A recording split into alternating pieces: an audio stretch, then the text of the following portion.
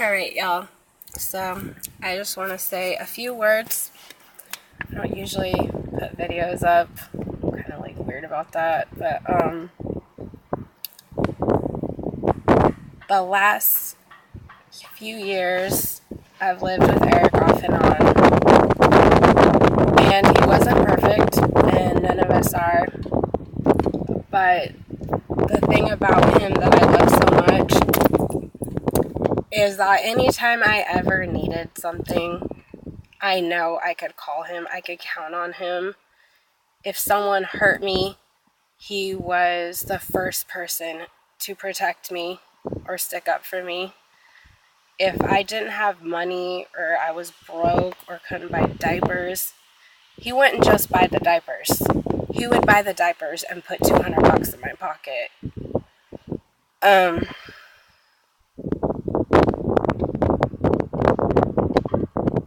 He recently moved out of our house, and I was the last person to see him. He needed to use my credit card so that he could buy his Amtrak ticket. For some reason, his card wasn't going through. And so I did that for him, and then I dropped him off in Denair, and then I went to school. And I think back on that day, and I just think, like, wow, you know, that was the last time I was ever going to see him. And I was, like, sad driving away that day. Just because, like, I knew I wasn't going to see him for a really long time because he was moving to Texas. But I was happy because he was going to see his kids, who he didn't get to see. He missed a lot of their life due to, like, issues between him and his wife. They were still married at the time. I know they had a lot of crazy-ass issues, but I don't think he ever really went a day without mentioning Adrian's name. I knew that was the love of his life.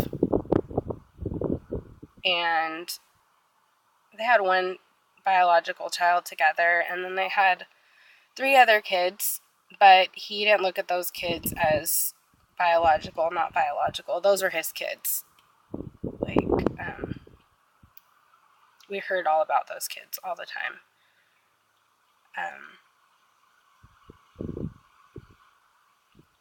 Eric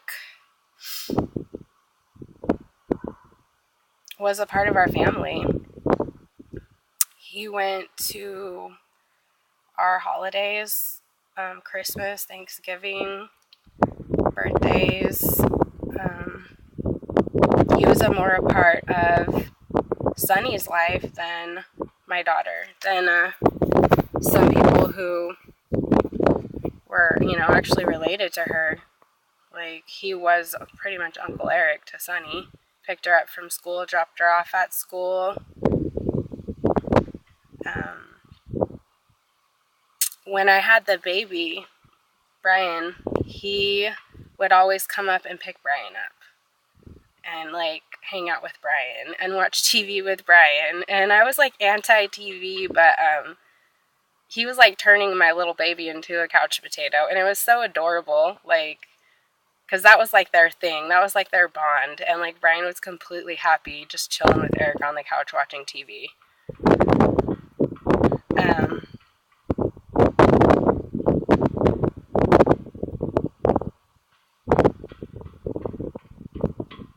We were really different in a lot of ways, like, his cooking and, like, my really healthy cooking, like, so, like, the night that I would cook, like, a lot of people wouldn't eat my food, and sometimes they would, but, and then he would have, like, a night where he would cook, and, like, I'd be like, oh my god, like, I didn't want to eat sometimes, but, of course his food tasted better than mine, because it was a lot, greasier and meatier and saltier. But he was super happy to cook for us. Like, he loves cooking. He always loved cooking. Like, I remember when we were kids with, like, Travis and Justin and Warren and Sean, and, like, we would go, like, camping, or we would, like, do something together, and, like, he would always have the food. Like, he would always make sure that we had, like, the food. We were gonna eat if we went somewhere. Yeah, we're gonna have, like, beer and shit, too, but, like, we were gonna eat. And he was usually the one doing the cooking and feeding all of us and stuff.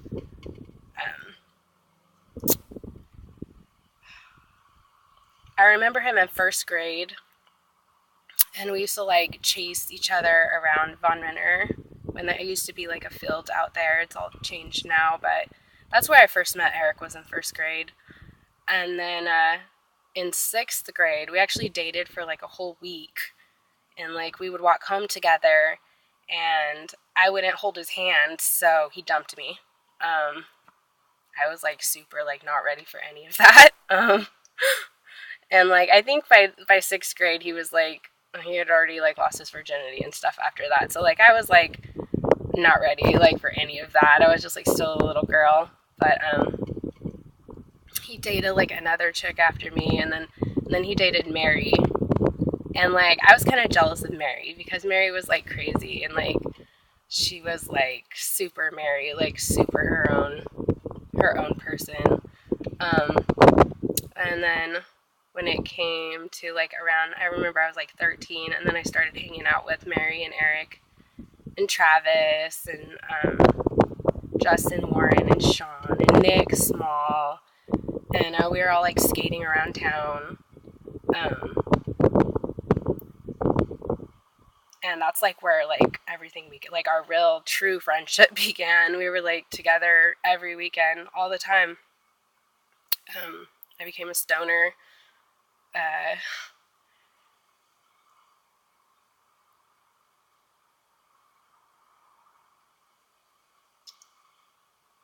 And then somewhere along the way, like we kind of like separated. Like we split paths. I don't really remember like what was going on when Jeff passed away, but I think that kind of like brought everybody a little bit more together, because Jeff was like our brother. Like Jeff was so awesome. Like if you didn't have the pleasure of knowing Jeff Ball, he was a character. He was just like the funniest motherfucker on the planet. And I'm sure he annoyed a lot of people, but he was just fucking ridiculous. Like he would do the most outrageous things, and I fucking loved it. Like I'm sure it annoyed a lot of people, but I was fucking just like, I loved my friends. I loved like our outrageousness and like just like shocking people and shit. Like he was fucking awesome. I miss that guy a lot.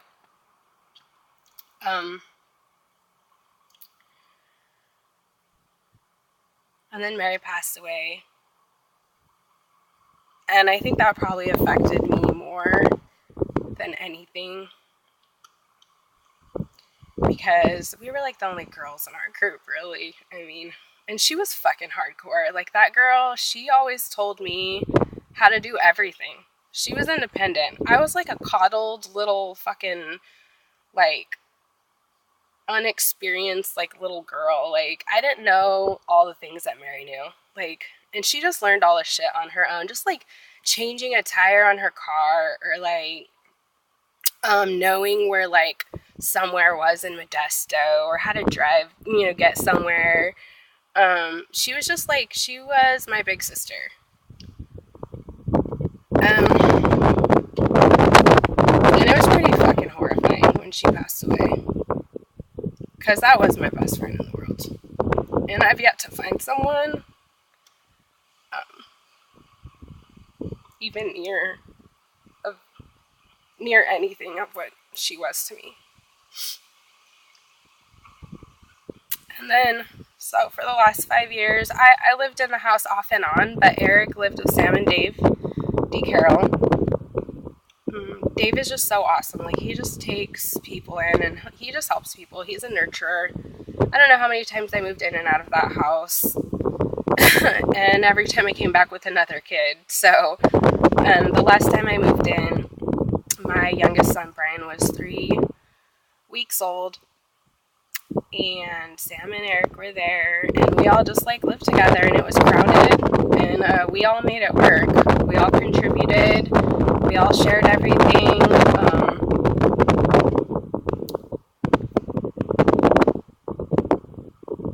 We were a family. And I feel like he moved out of the house because it was crowded and because I had the kids and we needed the space. I mean, him and Sam say that they were planning on moving out together, and I think they were, but I mean, I kind of like pushed it along quicker. So he got all his stuff together and he got rid of a lot of stuff. And he went to Texas to be closer to his kids, which I know that's what he really did want that. He wanted to be a part of his kids' life. He saw my kids all the time, and I know he was really missing that in his children. So I'm happy that he got to spend that little bit of time with them. I'm sure that meant the world to him. And I'm pretty bummed that he's not going to be buried here, because I feel like Newman is his home.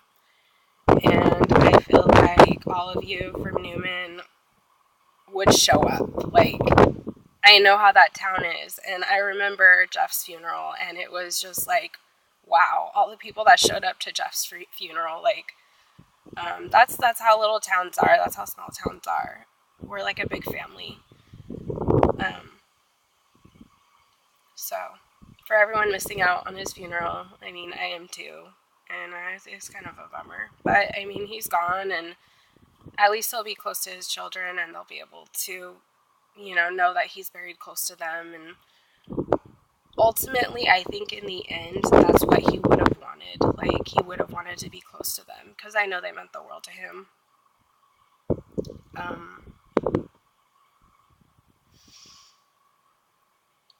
But it's just like a bummer, like,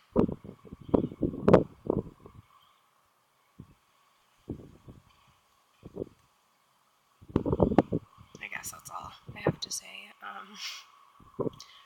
I just really want to put it out there, like, though, that, like, he was a real sweetheart. Like, he would have bent over backwards for you. He would have done whatever he could do to help you. He didn't even know my kid's dad, but when my kid's dad got arrested, he went over there and, like, slipped $20 in the cop car back window to make sure that he had some commissary or he had money, to make a phone call. Or that's just the kind of person that he was. He wasn't worried about, like, money or you paying him back or anything like that. He was just trying to help. He was just trying to take care of you. I don't know how many times he would come home with, like, a t-shirt for me, or, like, some organic food he found, or, like, just anything. Like, he was always thinking of other people. Out of nowhere. Like, it didn't even have to be my birthday or anything. Like, he was just that way. I don't know how many times he, like, stopped me and Sean McGinley from killing each other. Like, he probably broke us up fighting, like, so many times. I don't know how many times he got in the middle of, like, all of us fighting. Like, I remember one time at the fall festival, Jeff Ball, like, burned a fucking hermit crab out of its shell with a lighter. And I was so fucking offended by it. I was so pissed. Like, and so I fucking kicked Jeff in his fucking nuts.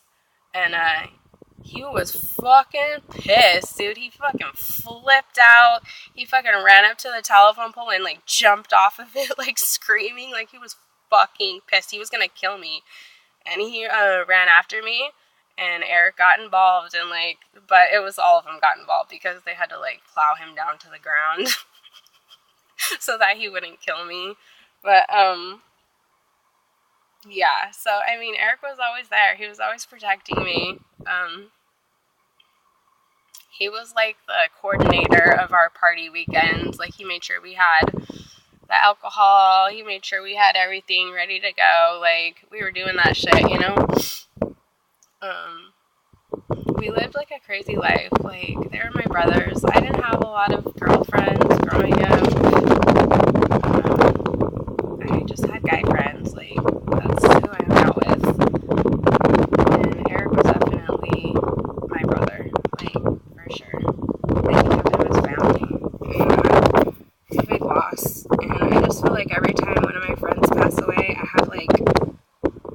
some, like, of these regrets, you know, and, like, I should have did this, or I should have took more pictures of him, or I should have called him, or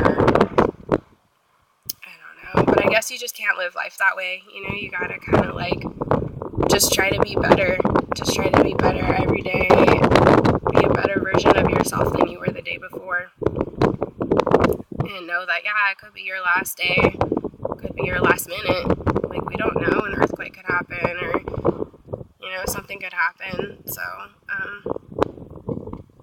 just for all of you, you know, that, cared about Eric, like, thank you for caring about him, and, I'm sure he cared about you, too, like, people that come to mind are, Ronnie Sanchez, Tanner, for sure, Jason Benjamin, Billy Fernier, for sure, like, any of you, I can't say all the names, but, I mean, there's so many of you, guys and girls alike,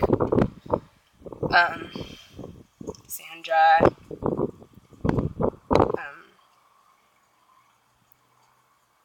yeah, so, I just wanted to put that out there. This is probably a really stupid video. I just really don't know what to say, and I don't usually put videos, so, yeah, all of y'all just take care, and, thanks for giving a shit. That's it.